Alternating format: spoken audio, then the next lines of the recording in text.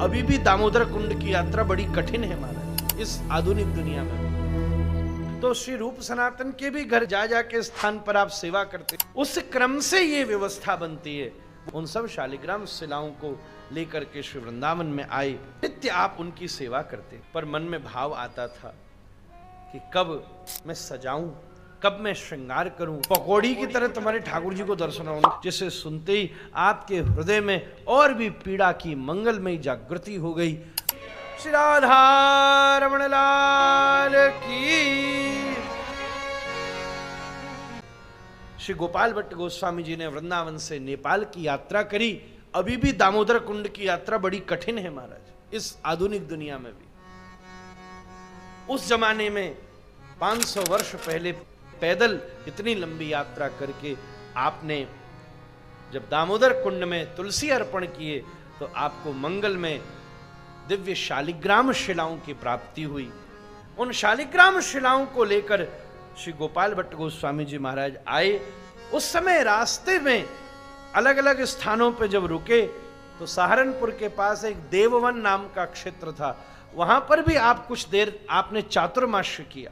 पूछा यहां कौन रहता है, तब खबर लगी कि विशुद्ध मूल ब्रज के ही शांडिल्य गोत्री वैष्णव परिवार है। दो भाई श्री गोपीनाथ और श्री दामोदर वहां विराजते थे। श्री गोपाल भट्ट गोस्वामी जी ने आपके घर पर चातुर्मास्य किया और फिर श्री गोपीनाथ जी महाप्रभु जी के साथ सब कुछ वो ब्रह्मचारी वेश में ही गोपाल भट्ट गोस्वामी जी के साथ श्री वृंदावन आ गए। दामोदर जी विवाहित बाद में आए हैं और ये दामोदर गोस्वामी जी जो विवाहित आए हैं, श्री गोपीनाथ दास जी ने जब भगवान प्रकट हो गए तो उन्हें ठाकुर जी की सेवा सौंपी और वहीं से हमारी जो बिंदु परंपरा है उसका क्रम बनता है और सब गोस्वामी परिवार श्री राधारमण जी की उस परंपरा में सेवा करते हैं। शांडिल्य महर्षि शांडिल्य नंद बाबा के कुलगुरु हैं। उस क्रम से ये व्यवस्था बनती है। वो भी शांडिल्य गोत्री थे। सब गोस्वामी हम लोग शांडिल्य गोत्रीय ब्राह्मण हैं महाराज। अग्नि का गोत्र होता है। ये सुंदर क्रम बना, तब आप वहां से अनंतम भाव से इन शिलाओं को लेकर शालिग्राम द्वादश भो वैश्य शालिग्राम समुद्भव विदिना पूजिता येन तस्य पुण्यम वदामिते। 12 शालिग्राम जी की सेवा करने का पुण्य अद्भुत होता है महाराज, ऐसा पद्म पुराण में उल्लेख है। भगवत भक्ति विलास का उद्धरण देके गोपाल भट्ट जी उन सब शालिग्राम शिलाओं को लेकर के श्री वृंदावन में आए। नित्य आप उनकी सेवा करते थे, पर मन में भाव आता था कि कब मैं सजाऊं, कब मैं श्रृंगार करूं, कब मैं माला धराऊं, कब मैं पोशाक पहनाऊं। श्री गोपाल भट्ट जी क्योंकि श्रीरंगम से आते थे तो उनको श्रृंगार करने की बड़ी पुरानी कला थी। अभी भी आप दक्षिण में जाइए कितने श्रृंगार होते हैं। तो श्री रूप सनातन के भी घर जा के स्थान पर आप सेवा करते थे, पर मन में इच्छा होता था कब मैं अपने श्री ठाकुर जी का मंगल में भाव अवस्थित करूं। ऐसा भी शास्त्रों में वर्णन है, उस समय श्री विट्ठलनाथ जी के स्थान पर षडगोस्वामी पाद ने भी गोपाल जी की सेवा करी है और वहीं से जो ये श्रीनाथ जी की सेवा का मंगल में क्रम है उसकी भी मर्यादा का स्थापन हुआ है।